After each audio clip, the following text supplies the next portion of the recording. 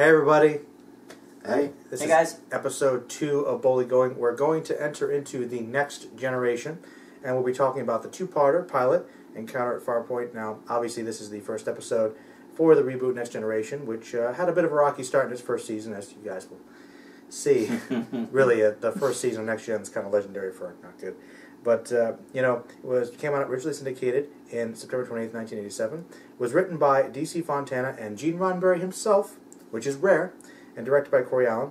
Now, in this episode, the crew of the newly built Enterprise examined a mysterious Farpoint station, which the Bandy people have offered to join with the Federation. So there's a lot on the table here for expanding and joining a new race. Now, it turns out, though, that they're under the powerful gaze of a certain character, Q, played by the great John Delancey, who, spoilers, is pretty much my favorite next-gen character. Just pretty much.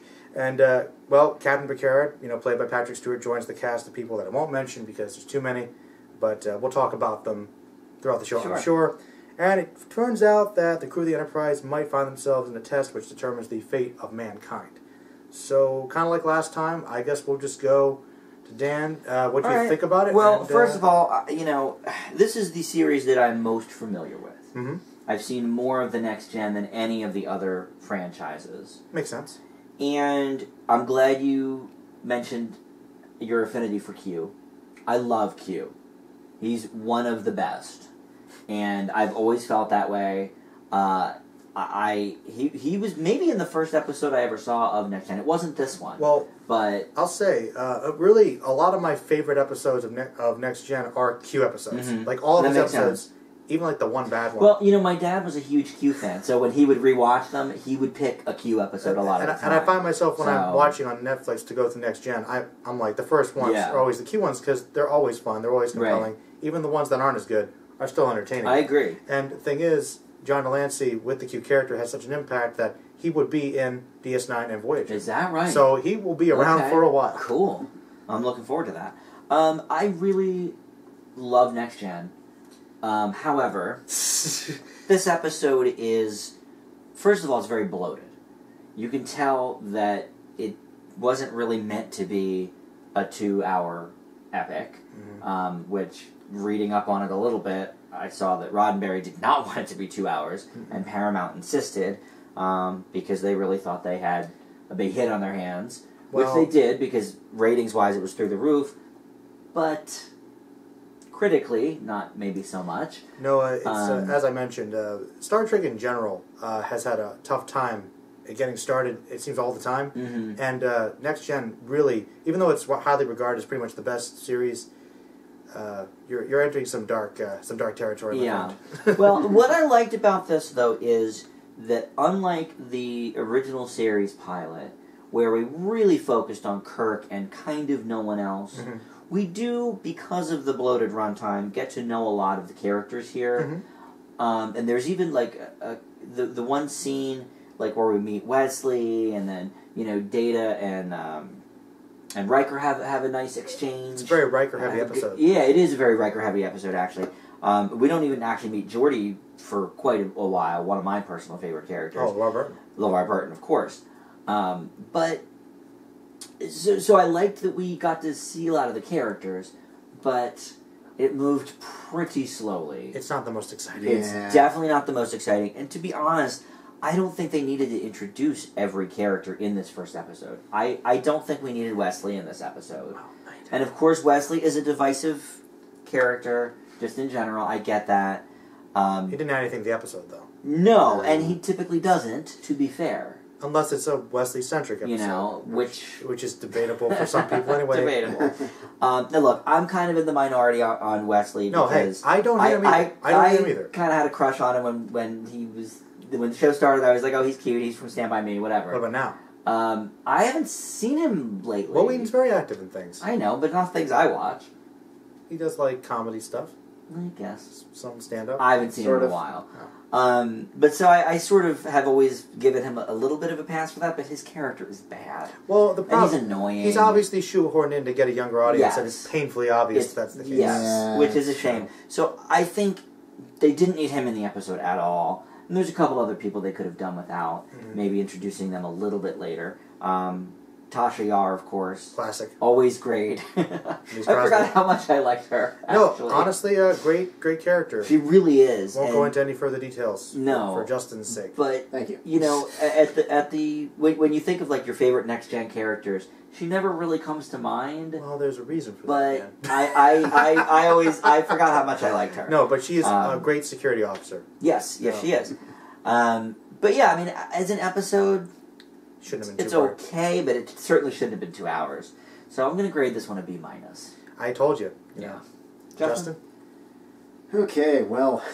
Oh no, I'm afraid. I'm actually afraid. First F of go. No. The second episode. We're not grinding as hard as you might think. No, you can be Justin. Even though I'm a Trek guy, it's not a great episode. You can be honest. No, if you give an episode an F, there are F episodes in Star Trek. Okay? I'm sure of that, and I'm sure. But the first one is Encounter at Farpoint. Spoiler alert: this is not Netflix. All right. As all the Trek fans come out over to kill him.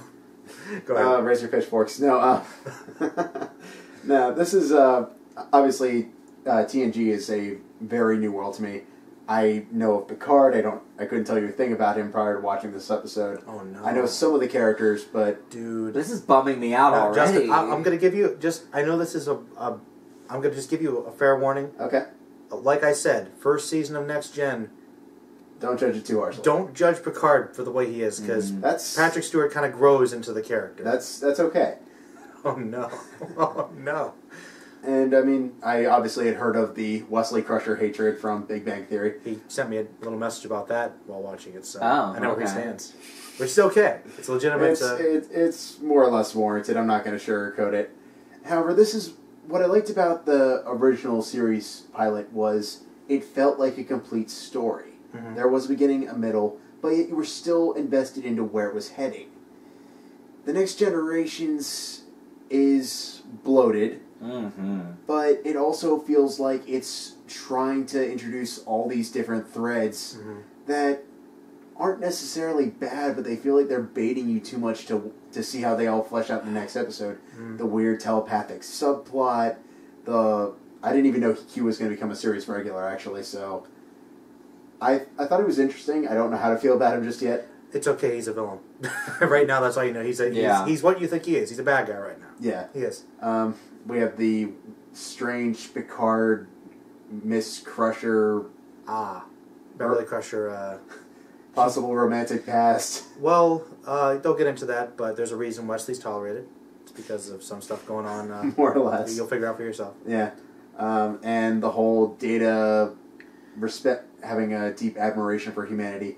Data's probably my favorite character right now. Well, that's understandable. Data's bomb. I mean... He is amazing. Yeah, if that's a legitimate thing to say. So yeah. Though to be fair, you could pretty much say any cast member of Next Gen's your favorite, and I probably that is true. You could say Riker. You could say Riker. You could say Worf.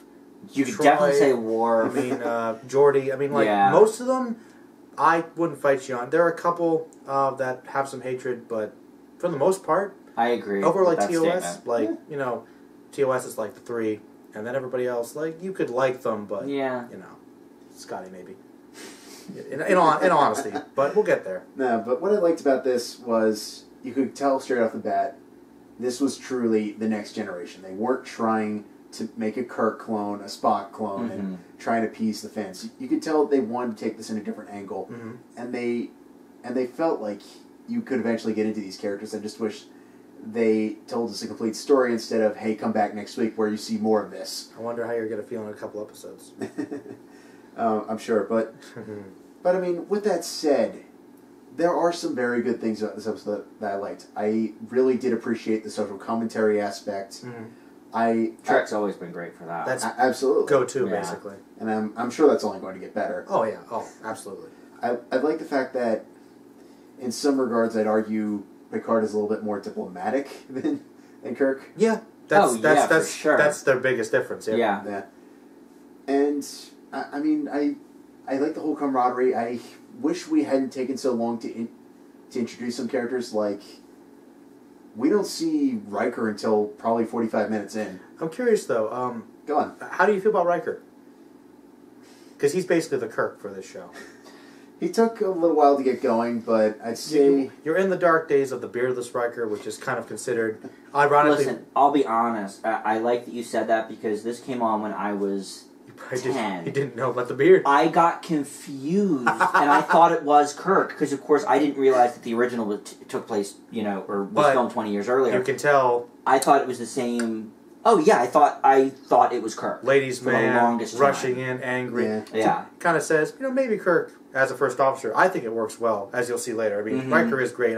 Some people don't like him, but I love him. Oh, I think he's great. But I did get him confused with Kirk when I was a kid. Well, there's a reason. So, yeah. He works for what he is. I'm curious to see how his character develops. I did not like weird, romantic, telepathic subplot. So you're not a fan of Troy?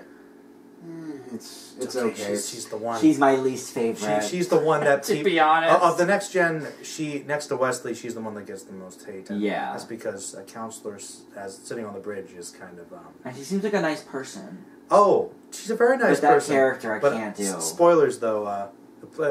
Be ready for plenty. Picard's thing. Okay, Troy, please tell me. Well, what is the enemy feeling? He seems very upset. Thank you for being psychic. So be prepared for a lot of those moments. But she does get better eventually. Well, let me ask you though, guys. Go on. I personally I'm curious about Justin's grade though. Oh, you still haven't given the grade? Sorry, he's bouncing around. Okay, continue. But I mean, for an episode, it's okay. For a pilot, it leaves quite a bit to be desired. I live with the B. Oh, so you liked it a little better than Dan.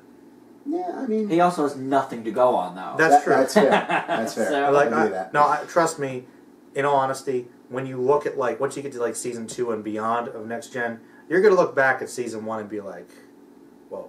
Yeah, I mean, I was giving it a slight benefit of the doubt because I know Roddenberry didn't want it to be a 2-hour episode. But, yeah. Yeah, but hey, at least the ratings worked. Yeah, I mean, it was a huge success. 27 million, I believe, watched this first episode, which is enormous. And absolutely. I like that they had a little bit of callback. You had DeForest Kelley. Oh, did you guys like that? Yeah. I loved it. Great. I loved it. And you had, the guy asking Data about, your ears aren't pointy. You're a Vulcan? Throwback to Spock.